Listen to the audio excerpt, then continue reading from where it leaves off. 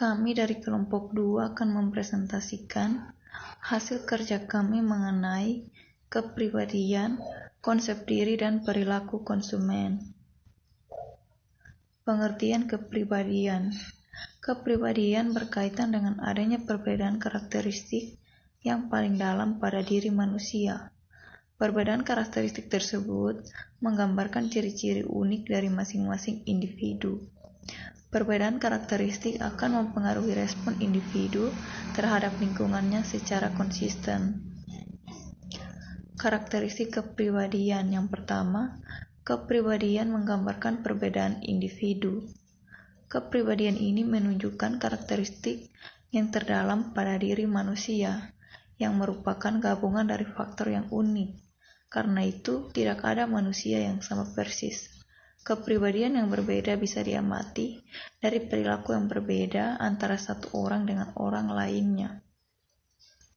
Karakteristik yang kedua yaitu kepribadian menunjukkan konsistensi dan berlangsung lama.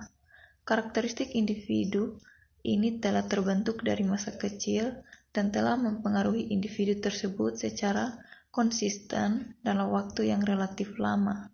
Suatu sifat manusia disebut sebagai suatu kepribadian jika sifat tersebut telah menyebabkan perilaku orang tersebut konsistensi sepanjang waktu.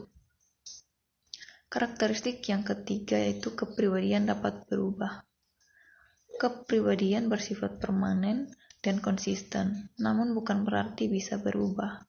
Situasi bisa menyebabkan seseorang mengubah kepribadiannya. Contohnya, seorang anak yang tumbuh menjadi usia dewasa mungkin akan memiliki sifat yang berbeda dan ketika ia masih kecil. Teori kepribadian, yaitu ada 3. Yang pertama, teori kepribadian Freud. Yang kedua, teori Freud dan pemasaran. Yang ketiga, teori neo-Freud atau teori sosial psikologi. Teori kepribadian Freud yaitu menyatakan bahwa kebutuhan yang tidak disadari atau dorongan dalam diri manusia. Pada teori ini ada 3 bagian. Yang pertama, ID. ID adalah aspek biologis dalam diri manusia ada sejak lahir yang mendorong munculnya kebutuhan fisiologis.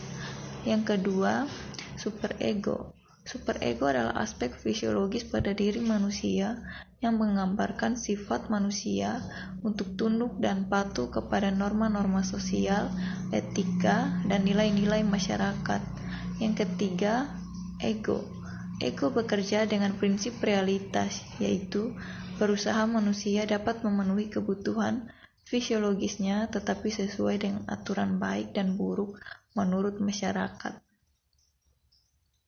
Teori yang kedua yaitu teori Freud dan pemasaran menyatakan bahwa ketertarikan kepada lawan jenis ini sebagai ID. Prinsip dasar untuk dijadikan pemasaran iklan. Secara tidak sadar, pengiklanan menonjolkan unsur seksual dengan harapan konsumen secara naluriah menyukai iklan tersebut. Jadi di sini superego menjadi kuat memperhatikan iklan dan ego beraksi menginginkan iklan. Teori yang ketiga, teori neo-Freud atau teori sosial psikologi, yaitu kebalikan dari Freud, disebut juga teori sosial psikologi. Kepribadian dipengaruhi oleh 2, yaitu yang pertama, lingkungan sosial, motivasi perilaku. Model kepribadian manusia menurut Horney ada 3, yaitu yang pertama, compliant, yaitu tergantung pada orang lain. Yang kedua, agresif, yaitu ingin menguasai orang lain. Dan yang ketiga, detached, yaitu ingin bebas atau mandiri. Gaya hidup atau lifestyle. Gaya hidup adalah konsep yang lebih baru dan lebih mudah terukur dibandingkan dengan kepribadian. Gaya hidup lebih penting menggambarkan perilaku seseorang, cara hidup, menggunakan uangnya, memanfaatkan waktu. Gaya hidup digambarkan sebagai kegiatan dan opini seseorang. Psikografik, suatu instrumen untuk mengukur gaya hidup yang memberikan pengukuran kuantitatif dan bisa dipakai untuk menganalisis data yang sangat besar. Psikografik sering diartikan sebagai pengukuran kegiatan, minat, dan dan pendapat konsumen, dan juga sering dipakai produsen dalam mempromosikan produknya. Kepribadian dan konsumen. Kepribadian dan perilaku konsumen. Para pemasar berusaha untuk mengetahui kepribadian dari konsumen dan pengaruhnya terhadap perilaku konsumen. Pemasar mengharapkan konsumen nilai bahwa produk dan jasa sebagai suatu yang cocok bagi kepribadian. Yang berikut dalam kepribadian dan perilaku konsumen. Kepribadian ciri inovatif konsumen menggambarkan tingkat penerimaan konsumen terhadap produk-produk baru. Pemasar ingin mengetahui produk itu diterima. Kedua, dogmatisme. Kepribadian dengan ciri mengukur tingkat kelakuan dan menerima informasi yang bertentang dengan kepercayaannya. Tiga, karakter sosial. Salah satu kepribadian ciri dari karakter sosial akan mengidentifikasi dan membagi ke dalam berbagai jenis sosial budaya sosial yang berbeda. Berikut konsep diri dan pola konsumsi. Loudon dan Della Vita 1993 menyatakan bahwa konsep diri adalah persepsi seorang terhadap dirinya, meliputi kesehatan fisiknya, karakteristik lainnya seperti kekuatan, kejujuran, dan rasa humor, dan bahkan diperluas meliputi kepemilikan barang-barang tertentu dan hasil karyanya. Berikut 4 teori utama menurut Loudon dan Della. Self-appraisal, reflexed appraisal, social comparison, based scanning. Pertama, self-appraisal. Berdasarkan teori ini, maka seorang akan memiliki pandangan bahwa dirinya adalah pribadi yang diterima masyarakat karena perilakunya adalah sesuai dengan yang diinginkan masyarakat.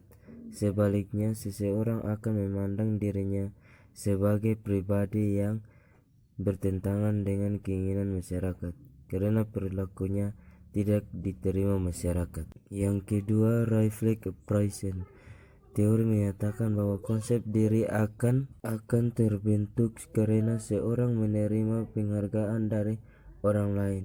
Pemberian penghargaan dan berdasarkan besarnya akan menentukan konsep diri yang terbentuk. Yang ketiga, social compartio. Teori ini lebih menekankan bahwa konsep diri seorang sangat tergantung bagaimana dia memandang dirinya dalam kaitannya dengan orang lain. Yang keempat, based scanning.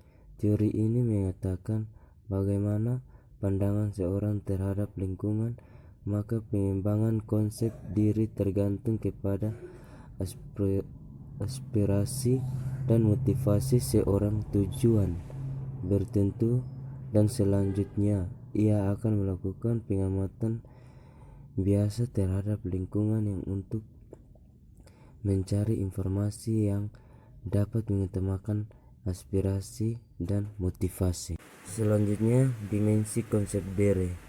Yang pertama, actual self concept. Konsep ini menjelaskan bahwa bagaimana konsep memandang dirinya akan mempengaruhi produk yang digunakannya. Konsumen akan melakukan penyesuaian antara produk yang dibeli dengan konsep diri yang dimilikinya. Yang kedua, ideal self concept. Dimensi ini sangat terkait dengan harga diri. Harga diri adalah sikap positif seorang terhadap dirinya sendiri. Dan yang ketiga, private self concept.